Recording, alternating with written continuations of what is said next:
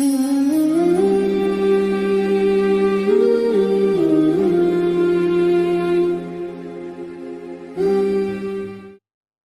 و نصلی علی رسولہ الکریم۔ السلام علیکم ورحمۃ اللہ وبرکاتہ۔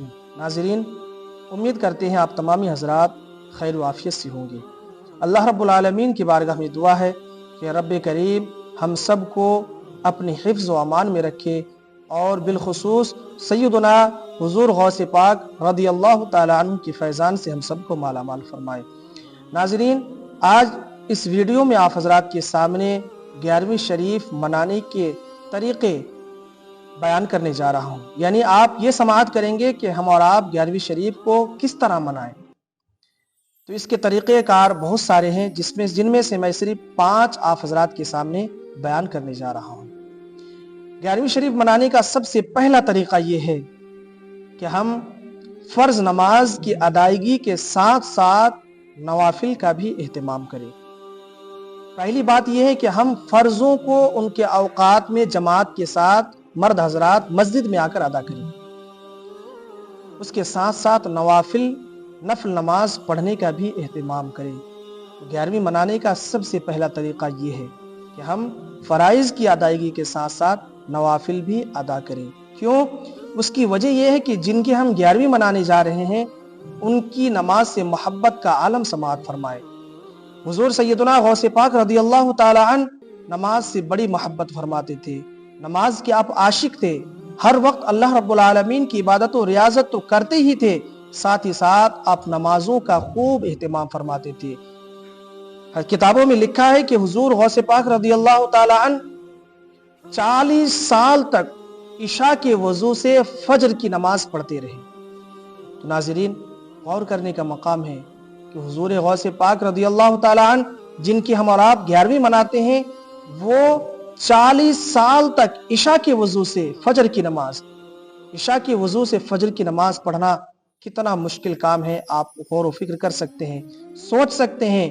لیکن غوث پاک عشاء کے وضو سے 40 سال تک فجر کی نماز پڑھتے رہے، یعنی مطلب صاف ظاہر ہے کہ عشاء کی نماز پڑھ کے پوری رات آپ نے عبادت و ریاضت میں گزاری، اللہ رب العالمین کے یاد میں آپ نے پوری رات گزاری، اور ساتھ ہی ساتھ اسی وضو سے آپ نے فجر کی بھی نماز پڑھی۔ تو عاشقان غوث پاک، آپ سے میں مخاطب ہوں کہ آپ عاشق ہیں، حضور غوث پاک کے ماننے والے ہیں، 11ویں منانے والے ہیں، تو آپ پر تو ضروری یہ بھی بنتا ہے کہ ان کے کردار کو بھی اپنایا جائے۔ جس طرح وہ نماز سے محبت فرماتے تھے، ہم نماز سے بھی محبت کریں، اور عشاء کی وضو سے فجر کی نماز تو نہیں تو کم از کم فجر کی ہی وضو سے فجر کی نماز تو ادا کرے، فرائض تو ادا کرے، اور نوافل کا بھی اہتمام کرے۔ تو 11ویں منانے کا پہلا طریقہ آپ حضرات کو بیان کیا، ضرور عمل کریں۔ دوسرا طریقہ یہ ہے کہ 11ویں کے مہینے میں بالخصوص اور بالعموم سارے مہینوں میں قرآن مجید کی کثرت سے تلاوت کریں۔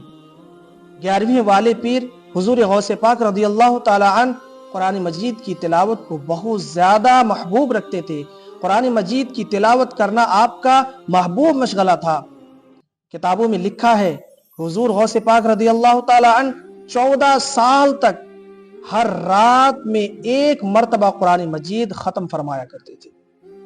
اور کرنے کا مقام ہے کہ جس غوث پاک کی 11ویں ہم منانے جا رہے ہیں، وہ قرآن مجید کی تلاوت سے کس قدر محبت فرماتے تھے۔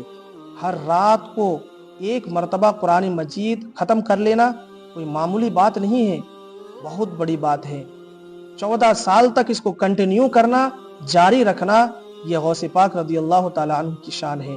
لیکن ناظرین، میں آپ حضرات سے مخاطب ہوں کہ ہم اور آپ تو اپنے آپ کو غوث اعظم کے ماننے والے کہلاتے ہیں، 11ویں مناتے ہیں، تو سیم پورا عمل ان کے مطابق اگرچہ نہ کر سکتے ہوں، لیکن کچھ جھلکیاں تو ہمارے اندر بھی ہونی چاہیے۔ 1 رات میں مکمل ختم قرآن نہ کر سکتے ہو تو کم از کم 1 پارے تو ضرور پڑھ سکتے ہیں۔ 1 پارہ اگر نہ پڑھ سکتے ہو تو کم از کم ہم اور آپ 1 رکوع، 1 صفحہ یا چند آیتیں تو ضرور پڑھ سکتے ہیں۔ تو ضرور اس پر عمل کریں۔ 11ویں منانے کا دوسرا طریقہ یہی ہے کہ ہم کثرت سے قرآن مجید کی تلاوت کریں اور اللہ رب العالمین کو راضی کریں۔ तीसरा तरीका 11वीं मनाने का ये भी है, पहले दोनों को फॉलो करते हुए ये तीसरा भी आप अपने अमल में ला सकते हैं। तीसरा तरीका ये है कि जैसे कि हम अहले सुन्नत व जमात के नज़दीक हमारे दरमियान ये तरीका राइज है, हुजूर गौसे पाक रदी अल्लाह ताला अन्हु के नाम पर लंगर पकाते हैं, खाना पकाते हैं, अच्छे खानों का एहतिमाम करते हैं और गरीबों को खिलाते हैं। अल्हम्दुलिल्लाह सुन्नियों का ये तरीका बहुत बेहतरीन तरीका है, जन्नतियों वाला तरीका है, बहुत बेहतरीन तरीका है। इसको भी आप राइज कीजिए, हर घर में अपनी इस्तिताअत के मुताबिक खाना पकाइए और आस पड़ोस में देखिए कि कौन गरीब है, जो गरीब है उनके घर खाना पहुंचाए। हो सके तो अपने घर बुलाकर अच्छी तरह ज़ियाफत कीजिए, ये भी बेहतरीन अमल है, 11वीं मनाने का बहुत अच्छा तरीका है। साथ ही साथ ये भी आप कर सकते हैं, जो आपके मोहल्ले आपके शहर में गरीब लोग रहते हैं उनकी हालात मालूम करें, उन्हें किस चीज़ की ज़रूरत है वो मालूम करें। हो सके तो हुजूर गौसे पाक रदी अल्लाह ताला अन्हु के नाम पर आप उनकी ज़रूरियात को भी पूरे करें और उस सवाब को हुजूर गौसे पाक रदी अल्लाह ताला अन्हु की बारगाह में पेश करें। तो ये 11वीं मनाने का तरीका बेहतरीन तरीका है, आप तीनों तरीक़ों को अमल में लाए। चौथा तरीका यह है कि मुसलमानों के लिए पानी का इंतज़ाम किया जाए। आप जिस शहर में रहते हैं पानी वहाँ पर वाफिर मिक़दार में पाया जाता है, तो ऐसी सूरत में जो लोग प्यासे हैं उन्हें पानी पिलाया जाए। हदीस पाक में है, अल्लाह के रसूल सल्लल्लाहु ताला अलैहि वसल्लम ने इरशाद फरमाया, जिसने किसी मुसलमान को एक घूंट पानी ऐसी जगह पिलाया जहां आम तौर पर पानी पाया जाता हो, तो गोया कि उसने एक गुलाम आजाद कर दिया। लेकिन अगर किसी ने एक मुसलमान को एक घूंट पानी ऐसी जगह पिलाया जहां पानी ना मिलता हो, तो गोया कि उसने उसे जिंदगी दे दी।